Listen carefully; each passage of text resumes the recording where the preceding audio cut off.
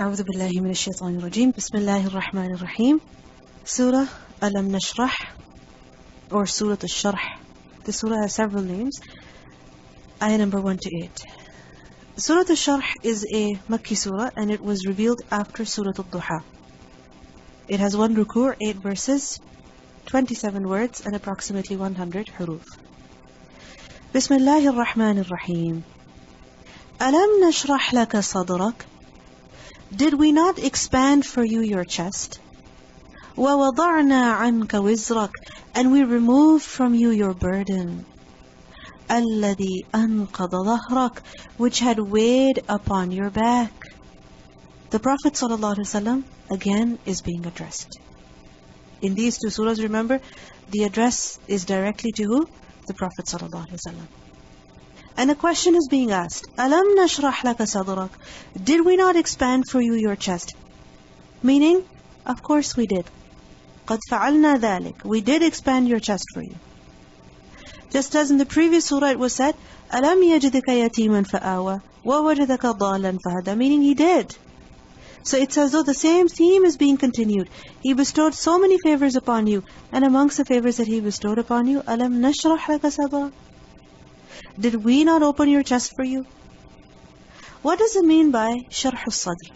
Sharh, by the way, literally, it is to cut something open. And when something is opened, then what happens? It expands. It spreads. So, Sharh al-Sadr is when the heart or when a person understands, he comprehends something. When we say, Rabbi shrah li sadri, oh my Lord, open my chest for me. What does it mean? That enable me to fully understand. Make my chest so vast, open it up so that what is being said can actually go in. What I'm trying to understand can actually go in. It's not that it's too complicated, too difficult for me to take in. No. Sharh al-Sadr is when a person comprehends something so it settles in his heart. And then Sharh al-Sadr also includes that a person accepts what he has understood. Because sometimes you understand a concept, but you find it very difficult to accept. Logically, okay, it makes sense. However, you find it difficult to accept it. So sharh is also to accept. So we learn in the Quran that whoever Allah wishes good for, يَشْرَحْ صَدْرَهُ لِلْإِسْلَامِ. He opens his chest for him for Islam, meaning so that his chest opens up to it, so he accepts Islam. And then Sharh al-Sadr includes that a person is content, he is at ease with what he has comprehended, with what he has accepted. Because sometimes you accept something as well, but you find it very difficult. You take it, but you find it very difficult. So Sharh al-Sadr includes all of these things. When the truth becomes clear, when it makes sense to a person, he's able to accept it and it settles in his heart. The heart is at rest with it. So, Alam nashrah laka sadrak? Did we not open your chest for you? What does it mean by this? This is that we made it vast, we made it comprehend, accept, understand, and be at ease with the command of Allah, the hukum of Allah. Which hukum of Allah? The hukum of Allah that is shar'i as well as qadri. What is the shar'i hukum of Allah? The laws that He revealed. And what is the qadri hukum of Allah? The things that He has decreed in a person's life. So, Alam nashrah laka sadrak? Did we not do this for you? That we enabled you to understand and accept and be happy with the decisions that Allah has made for you, with the commands that Allah has given to you? And this is something very true, that the Prophet ﷺ was able to accept the difficult circumstances that were made for him. The difficult, extreme difficult situations that were sent his way. Alam nashrah laka sadrak? And we see that where other people could not have survived, the Prophet ﷺ, he remained strong and he was a source of strength for other people as well. In Makkah, the persecution was so intense, it was so difficult, that the Sahaba, once they came up to him and they said, that pray to Allah for us. The Prophet ﷺ was reclining and he sat up and he got up and he told them that the people of the past were persecuted much more severely than you. A man would proclaim belief and he would be cut up from the middle. with a saw, he would be cut up from the middle. Imagine the kind of difficulties that the people of the past suffered. So his heart was able to accept the difficulties that Allah sent his way. And he was a source of strength for others around him as well. Think about it. If a child grows up as an orphan, typically, if there is a person who loses their mother or their father, or a mishap happens, when they're young, it affects them so much that they're psychologically affected by it sometimes, or they cannot get over it. They constantly have self-pity, isn't it? And they cannot face the challenges of life, and what they blame is what happened in the past with them. That one incident, they cannot get over it.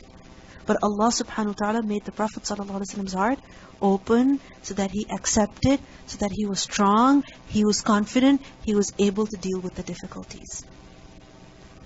And also that his heart was open to the Shar'i ahkam of Allah subhanahu wa ta'ala. How? That we see that where performing the salah is so difficult for some people. In Surah An-Nisa, ayah 142, we learn, وَإِذَا قَامُوا إِلَى الصَّلَاةِ قَامُوا كُسَالَى وَإِنَّهَا لَكَبِيرَةٌ إِلَّا عَلَى الْخَاشِعِينَ. It is something very challenging, difficult for people. And if you ask many people, they will not find fasting difficult. They will not find many things difficult. What do they find difficult? Praying 5 times a day. But we learned that the Prophet ﷺ, what did he say? جُعِلَتْ قُرَّةُ عَيْنِي فِي الصَّلَاةِ. جُعِلَتْ قُرَّةُ عَيْنِي. The qurratu ayn, the coolness of my eyes, meaning true comfort, true happiness. Where do I find that? In prayer. Amazing. Where most people find it difficult to pray 5 times a day, the Prophet ﷺ enjoyed praying. Who gave him this blessing? Allah. Alam nashrah laka sadrak. Did we not expand your heart so that all the difficulties and challenges in your life, you're able to accept them and deal with them? The biggest problems came his way, but he was so bold, he was so strong. Abu Bakr radhiyallahu anhu was freaking out in the cave. And what did he say? La tahzan, inna Allaha ma'ana. There was a huge blast, a sound that the people of Medina heard, and everybody got up to see what happened. And when they approached, they saw the Prophet ﷺ already coming back. He had already gone and checked what was happening. Imagine when he was sleeping, and this man came, and he took his sword, and he said, who will save you from me? And what did he say? Allah will save me. And that man got so frightened, he dropped the sword. Any other person in this situation, what would he do? Scream out. Or he would start begging that please leave me. He was so bold, he was so confident. He had so much courage. Who gave him that? Allah subhanahu wa ta'ala. Alam nashrah laka sadrak. Did we not expand your heart for you? Did we not expand your chest for you? وَوَضَعْنَا عَنْكَ وِزْرَكَ. And we removed from you your burden. We removed from you your wizr. What does it mean by wizr? Wizr is from the root letters waw, zay, ra. And wizr literally is a burden. And it's such a load that is heavy. It's heavier than hamal. Hamal is also the burden, but wizr is a much heavier burden. It's a much heavier load. And it's such a load that a person is carrying on his back, because it's used for some things that a person puts in a piece of cloth, ties them up, and ties that to a stick and carries it on his shoulder. So imagine you have a whole lot of stuff in a bag and you're carrying it on your back. And as you carry it on your back, initially it's easy, but eventually it becomes difficult. Your back begins to hurt. This is what wizr is. Now the word wizr is used for sin. The word wizr is used for sin, and it's also used for a heavy responsibility, because that also weighs down on a person. So وَوَضَعْنَا عَنْكَ وِزْرَكَ. We remove from you your burden. What does it mean by this burden? This burden, some have said, it refers to sin. Why? Because the Prophet ﷺ, Allah forgave him completely for all of his sins, for all of his shortcomings. In Surah Al-Fath, ayah 1 to 2, we have learned, إِنَّا فَتَحْنَا لَكَ فَتْحًا مُبِينًا لِيَغْفِرَ لَكَ اللَّهُ مَا تَقَدَّمَ مِنْ ذَنْبِكَ وَمَا تَأَخَّرَ. Allah will forgive all of your mistakes, all of your shortcomings, those that were done in the past and those that may be done now. So Allah forgave him completely. وَوَضَعْنَا عَنْكَ وِزْرَكَ. We have removed this burden from you. So He forgave him completely. Now does it mean that the prophets of Allah, they commit sin? They commit them? I have told you earlier that for the prophets of Allah, what is considered a sin is something that is unacceptable given the status, given the position that they're at. For other people, it perhaps might be okay. However, for them, it's not okay. Why? Given the high position they have.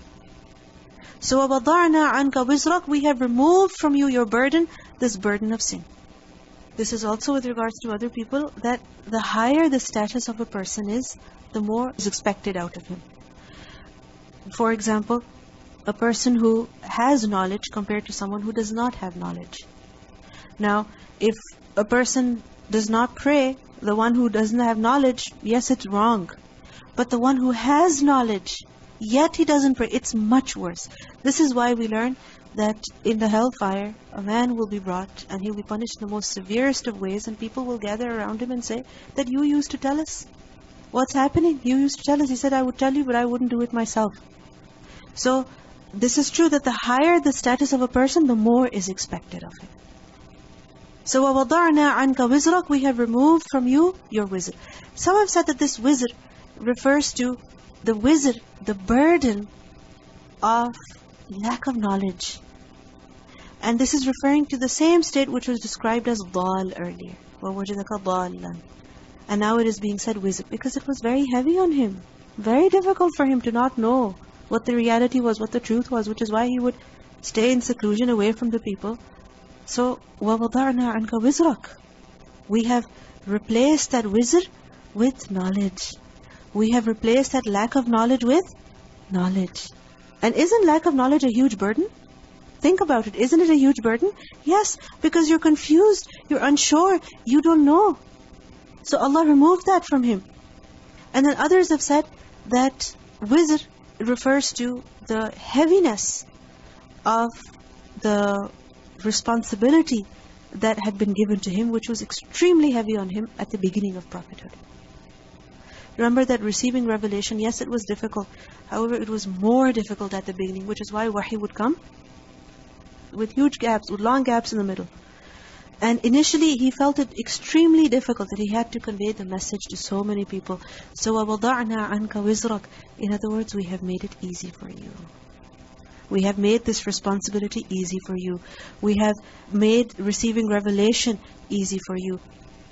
And this wizr was such that الَّذِي أَنْقَضَ ظَهْرَكَ, which had weighed upon your back. أَنْقَضَ نُون قَافْ ضَاد نَقْض. Naqd is to break or to violate something. It also means to untie a knot. نَقَضْتُ الْحَبَلِ, to untie, open the twists, the knots of a rope. And أَنْقَضَ is to place a heavy burden upon something. A heavy burden upon something or someone until you hear the creaking sounds. Like for example, if a person getting up from ruku or from sujood, then what happens? You can hear the sound from their knees. So when something is carrying a heavy load, then what happens? It almost breaks it. So الَّذِي أَنْقَضَ ظَهْرَكَ, it had weighed upon your back, meaning it was very difficult upon you to carry that burden. It was so difficult that how am I going to convey, or what am I supposed to do? What is the purpose of life? And the wahi itself was also very difficult for him initially, but then gradually Allah made it easy for him. الَّذِي أَنْقَضَ ظَهْرَكَ وَرَفَعْنَا لَكَ ذِكْرَكَ, and we raised high for you your repute. وَرَفَعْنَا, and we raised. What did we raise? لَكَ, for you, ذِكْرَكَ, your mention. Meaning that Allah subhanahu wa ta'ala granted His messenger fame. Allah granted His messenger a good name. How? How is it that His dhikr, His mention, Allah subhanahu wa ta'ala has raised it? In so many ways. That first of all, His name is mentioned. When? In every salah. How? That before the salah is the adhan. And in the adhan, أشهد أن لا إله إلا الله وأشهد أن محمد رسول الله. So His name is mentioned. And 5 times a day the adhan is pronounced. 5 times a day. 5 times a day, just imagine. And there's always a part of the world where some salah or the other, the time of it is entering. So as it's entering, the adhan is being pronounced. Constantly round the clock, the adhan is being pronounced. So that means the Prophet ﷺ's name is being mentioned. وَرَفَعْنَا لَكَ ذِكْرَكَ. Then secondly, Allah subhanahu wa ta'ala has also made His mention great. How? That in every salah we are required to send the salat on the Prophet ﷺ in the tashahhud. Allahumma salli ala Muhammad. So وَرَفَعْنَا لَكَ ذِكْرَكَ. And this is an obligation. This is something that's fard. And then thirdly, وَرَفَعْنَا لَكَ ذِكْرَكَ in another way as well, that every time a believer performs a ritual, an act of worship, whose instructions, whose way is he following? The Prophet ﷺ. Just imagine. A person is performing wudu, he is fasting, or he's doing dhikr. The way he's wearing his clothes, putting the right hand in first, the way he is walking out of his house, entering his house, as he sits in the car, reads the dua. I mean, in every act of worship we perform, whose sunnah do we follow? The Messenger ﷺ. Automatically, that is fame for him. Automatically, there is good mention of his name. Because think about it. You tell somebody to do something and they do it. Don't you feel happy? Don't you feel happy? You feel acknowledged. So, وَرَفَعْنَا لَكَ ذِكْرَكَ. وَرَفَعْنَا لَكَ ذِكْرَكَ. Allah says, فَإِنَّ مَعَ الْعُسْرِ يُسْرًا. For indeed with hardship is ease. إِنَّ مَعَ الْعُسْرِ يُسْرًا. Indeed with hardship there will be ease. Because if you put both of these surahs together, yes, there was difficulty, there is difficulty, there will be difficulty. But with every difficulty, there is always ease as well. With every challenge, Allah subhanahu wa ta'ala also creates ease. Now if you notice over here, al-usr. فَإِنَّ مَعَ الْعُسْرِ يُسْرًا. إِنَّ مَعَ الْعُسْرِ يُسْرًا. In both of these ayat, al-usr is mu'arraf bil-lam. And yusr is nakira. What does that show? That there is one difficulty, however the ease, many. There is one challenge, one problem, however at the same time, Allah subhanahu wa ta'ala has also provided ease. And that ease is of different types, in different ways. And this is so true. If you think about it, most of the times, are we ill? No. Most of the times there is ease. Then similarly, whenever there is some difficulty, along with that, Allah subhanahu wa ta'ala also gives ease. Notice it's not ba'da. What is it? Ma'a. That if you're facing one problem, at the same time, so many things are made possible for you. But what happens? We sit with that one problem and we don't look at all the ease that Allah has created for us. What do we focus on? On the difficulties, on the problems. We just sit with them and we complain about them and we don't mention the blessings that Allah has given us. What have we been told? وَأَمَّا بِنِعْمَةِ رَبِّكَ فَحَدِّثْ. So فَإِنَّ مَعَ الْعُسْرِ يُسْرًا. إِنَّ مَعَ الْعُسْرِ يُسْرًا. For example, if you think about it, in Makkah, the Prophet ﷺ, yes, he had to suffer a lot of difficulty, a lot of hardship. But along with that, there was also ease. How? There were people who were accepting Islam. He was receiving revelation. Grounds were being prepared for future futuhat already. So, إِنَّ مَعَ الْعُسْرِ يُسْرًا. There is always ease with difficulty. And if a person truly believes in this, that yes, I am having this difficulty, however, there is some khair. There is some khair with this. There is something that Allah has made easy for me along with this. Then he can have a positive attitude. And only then he can survive the difficulty. Only then he can survive the challenge. Otherwise, the slightest thing is enough to make a person give up. So this is what gives a person confidence. That okay, if I'm finding it difficult in one way, at least there is ease in this way. So, فَإِنَّ مَعَ الْعُسْرِ يُسْرًا. إِنَّ مَعَ الْعُسْرِ يُسْرًا. فَإِذَا فَرَغْتَ فَانْصَبْ. So when you have finished your duties, فَإِذَا فَرَغْتَ. When you have become free, then فَانْصَبْ. Then stand up. فَرَغْتَ. فَرَغَيْن. فَرَغ. And faragh is to be empty, to be vacant, to be free. So when you have become unoccupied, meaning whatever work you were doing, now you're over it, you're finished with that task, then what should you do? Take an endless break? No. Fansab, then stand up. And notice the word nasab. Nasaba is to fix something. So fix yourself again. What does it mean? Fansab, bind yourself again to something. Enroll yourself in something. So fansab, because nasaba is what? To firmly fix something, right? So you have to firmly fix yourself. فَإِذَا فَرَغْتَ فَانْصَبْ. And remember, fansab gives us two meanings. That first of all, fix yourself, meaning do something, stand up. And secondly, it also gives the meaning of exerting your energy. Put in your effort. Fansab. Get busy in something else. Ibn Mas'ud radhiyallahu anhu said that what this means is that when you have finished the performance of the fara'id, the obligations, then fansab, meaning stand for qiyamul layl. Similarly, Ibn Abbas radhiyallahu anhu said that when you're done with performing prayer, then fansab fit dua. Then start making dua. Mujahid said that when you have become free from some task of dunya, then what happens? Then you should get busy in some matter of the akhirah. What does this show? That a believer should never sit idle, empty-handed, with nothing.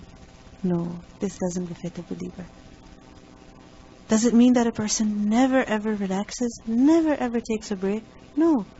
The thing is that even the break that a believer takes, even that is something useful and productive. Even that is something useful and productive. How? So for example, if you are tired, you just mop the floor, just vacuum the floor, okay.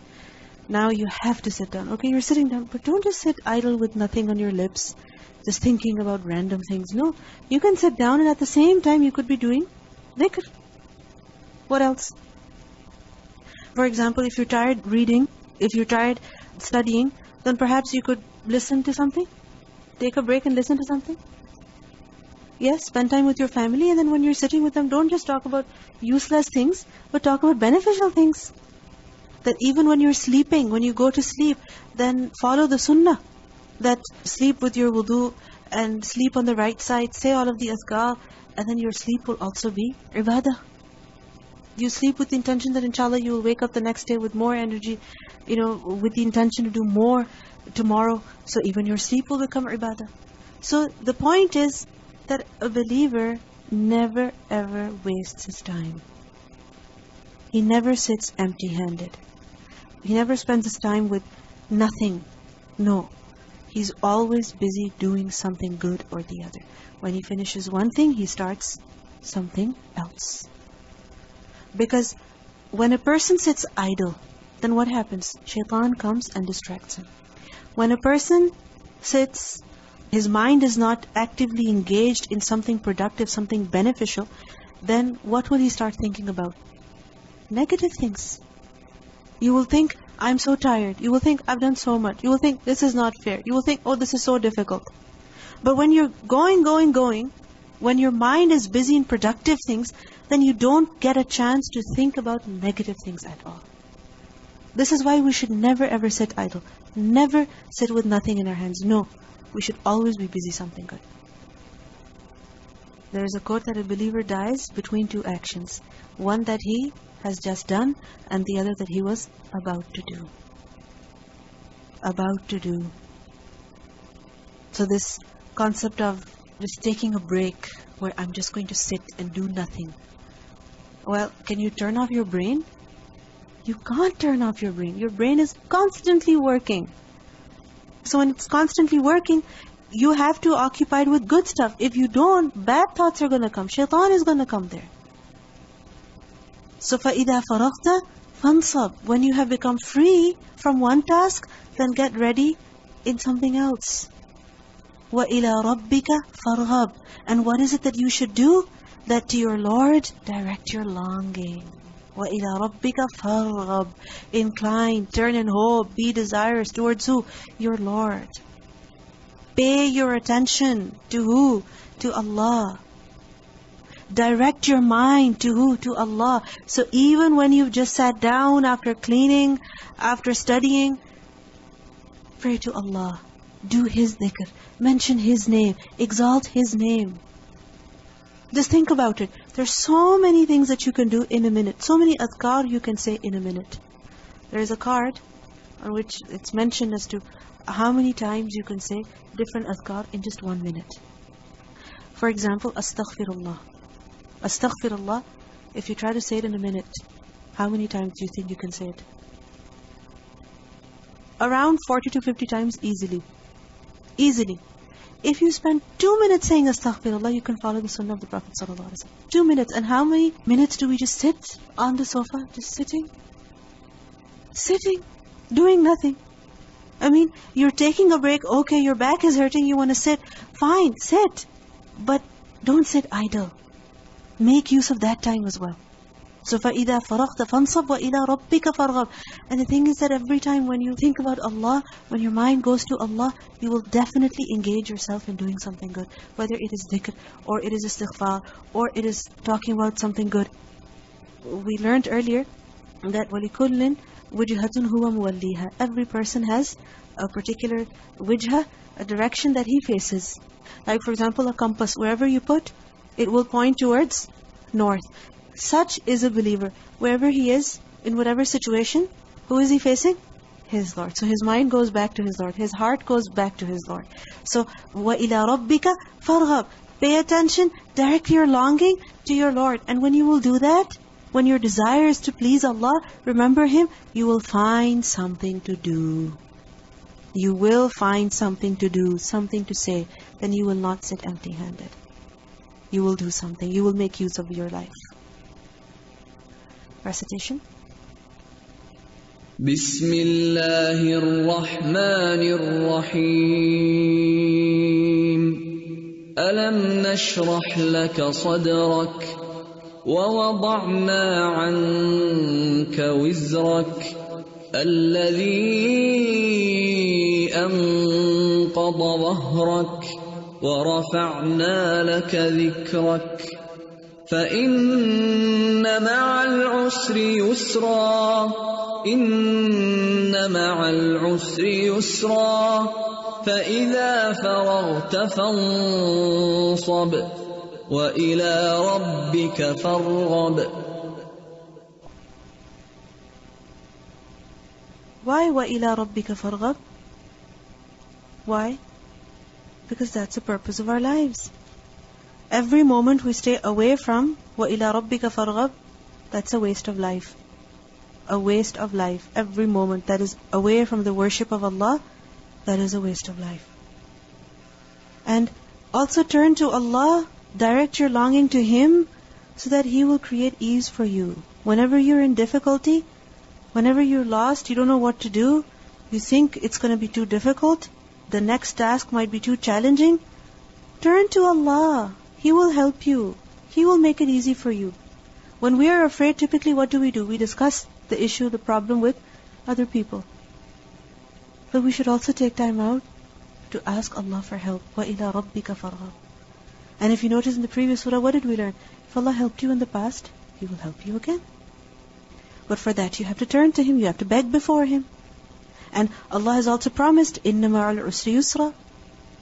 And twice He says, إِنَّ مَعَ الْعُسْرِ يُسْرًا. With difficulty there is ease, so don't give up.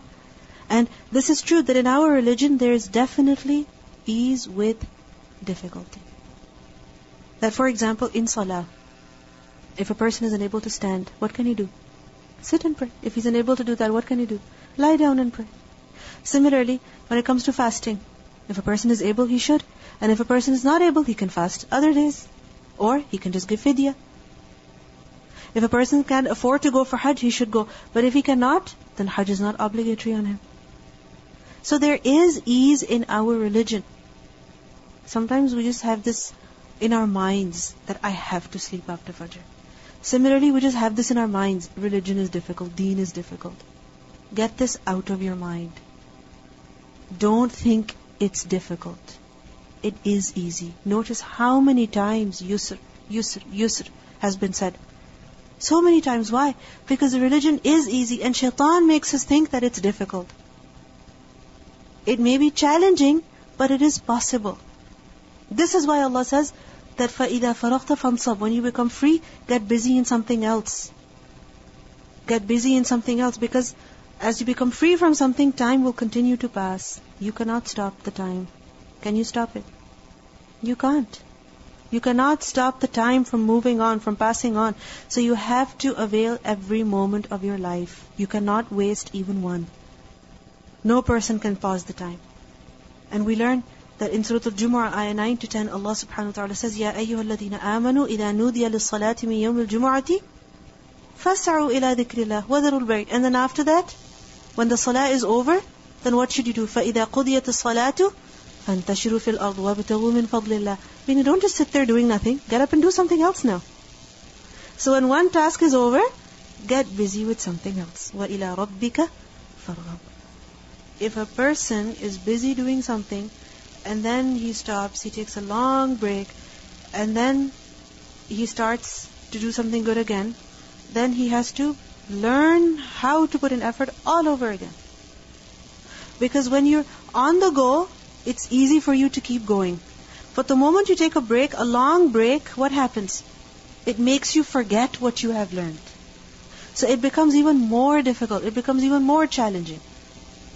For example, if you're used to walking every day, and you walk every day, for example, an hour, it's easy. The moment you take a break, getting back into it, oh my God, it's so difficult. So this is why a person should always remain busy in doing one thing after the other. Because when you remain busy in doing one thing after the other, then every new task you take, it becomes easier and easier and easier.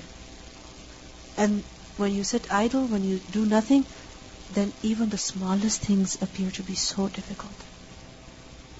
And they do become very difficult because you're not used to it anymore. Children, they end up saying, I'm bored, I'm bored, I'm bored. Why are they bored? Why? Because they have nothing better to do. So you should get them busy in something. And this statement, I am bored, we should expel it from our lives. Completely remove it. Don't say that. Let's listen to the recitation of these ayat. بسم الله الرحمن الرحيم. ألم نشرح لك صدرك ووضعنا عنك وزرك الذي أنقض ظهرك ورفعنا لك ذكرك فإن مع العسر يسرا إن مع العسر يسرا فإذا فرغت فانصب وإلى ربك فارغب.